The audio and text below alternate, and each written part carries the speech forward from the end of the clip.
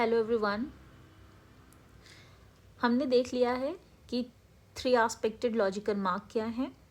उनमें जो thesis, similar cases और डिसिमिलर केसेस यानी कि पक्ष, सपक्ष और असपक्ष प्रयोग किए जाते हैं वो क्या है, उनके टेक्निकल डेफिनेशंस हमने देखे न्याय बिंदु टीका के हिसाब से यानी कि बुद्धिस्ट लॉजिक के हिसाब से।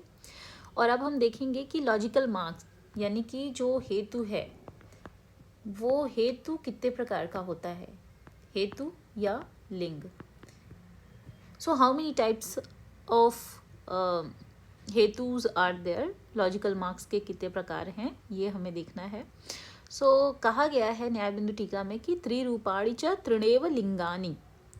त्रिरूपाणि च तृणेव लिंगानि का अर्थ है कि ये जो त्रिरूप वाला जो लिंग है वह लिंग जो कि थ्री एस्पेक्टेड था। ठीक है, तो त्रिरूपाणि का मतलब हो गया थ्री एस्पेक्टेड, और ये थ्री एस्पेक्ट्स हमने देख लिए हैं। ठीक है, कौन कौन से वो एस्पेक्ट्स थे, पक्षधर्मता, अन्वय और व्यतिरेक। उसको कहा गया कि और ये जो त्रिरूप वाला जो लिंग है वो त्रिणेव है। ठीक है, त्रिणेव मतलब तीन प्रकार का है। ठीक है, इसके कितने टाइप्स हैं, how many types of the हेतु आर देयर, थ्री टाइप्स और काइंड्स।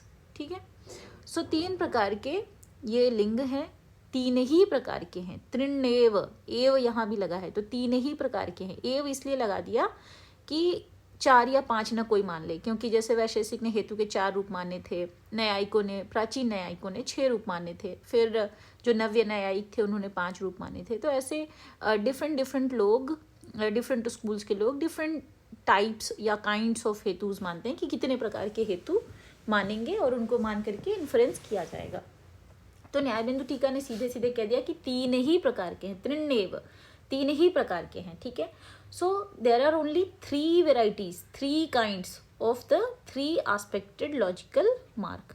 ये जो 3 एस्पेक्टेड लॉजिकल मार्क है हमारा, इसके 3 ही प्रकार हैं, ऐसा कहा गया है। इट मीन्स अब आप कह सकते हैं कि लॉजिकल मार्क हमारा कैसा है, 3 फोल्ड। ठीक है, तो उसके 3 प्रकार हैं। कौन कौन से उसके ये 3 प्रकार हैं, इसके लिए अगली लाइन में कहा गया अनुपलब्धि स्वभाव कार्यम च इति। ये 3 प्रकार क्या क्या हैं, अनुपलब्धि, स्वभाव और कार्य। अनुपलब्धि को हम लोग कहते हैं निगेशन, निगेशन एक प्रकार है। स्वभाव को कहते हैं identity, this is the second type. And कार्य को कहते हैं कॉजेशन। ठीक है, negation, identity and causation, these are the 3 kinds of logical mark। और अनुपलब्धि, स्वभाव, कार्य, इन सब के बारे में अभी आगे विस्तृत चर्चा की जाएगी, डिफरेंट क्लास भी उस पर हम लोग बना सकते हैं, लेकिन थोड़ा थोड़ा हम लोग देख लेते हैं कि अनुपलब्धि हेतु कब होता है, स्वभाव हेतु कब होता है और कार्य हेतु कब होता है।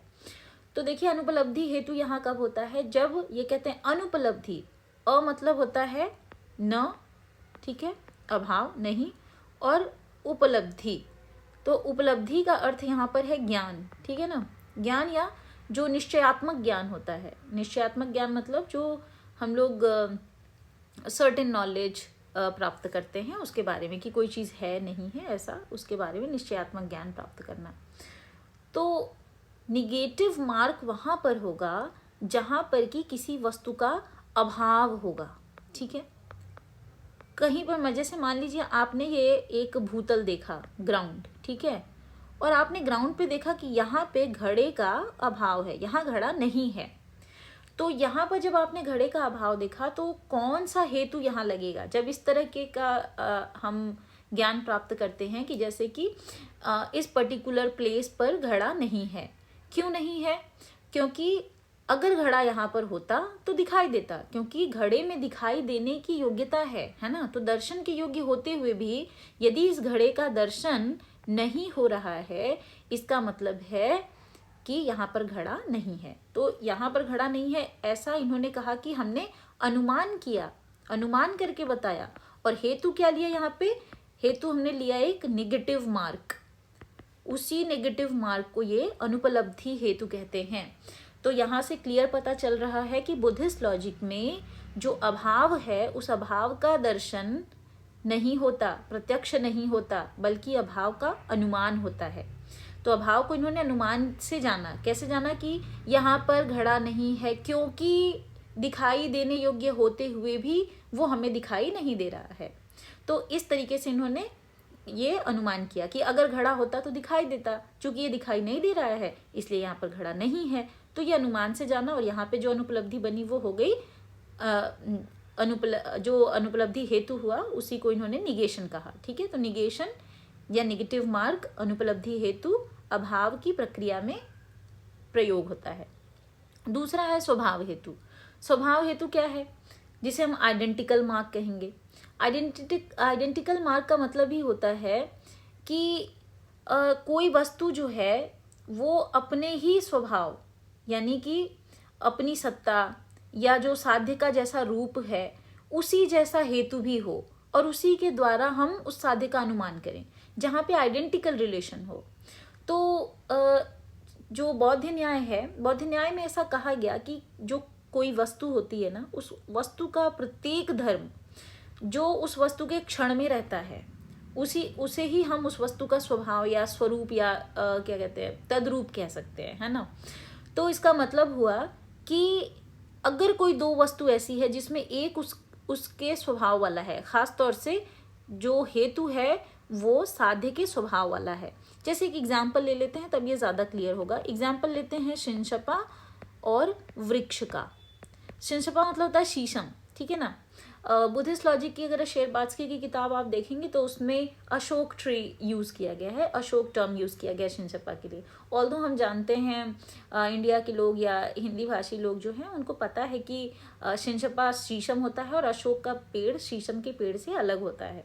खैर, फिर भी अगर हम कहें कि अयम वृक्षः शिंशिपात्वात्, यह वृक्ष है क्योंकि यह शिंशपा है। किसी पेड़ को आपने देखा, एक कोई वस्तु है, ठीक है ना, कोई वस्तु है इस तरीके की, उसको देखा आपने और कहा यह वृक्ष है। क्यों? क्योंकि ये शिंशपा है, ठीक है। तो यह वृक्ष है क्योंकि ये शिंशपा है, ऐसा जब आप अनुमान करते हैं तो शिंशपा होना जो है उसी में वृक्षत्व समाहित है ना। तो शिंशपात्व का वृक्ष के साथ कैसा संबंध है? आइडेंटिटी का रिलेशन है ना। यहाँ पे आइडेंटिटी का संबंध है, बोथ आर आइडेंटिकल। इसका मतलब है कि शिंशपा वही होगा जो वृक्ष होगा, है ना। वृक्ष से अलग कुछ शिंशपा तो होगा नहीं। तो शिंशपात्व को हम वृक्ष का अविनाभावी कहते हैं।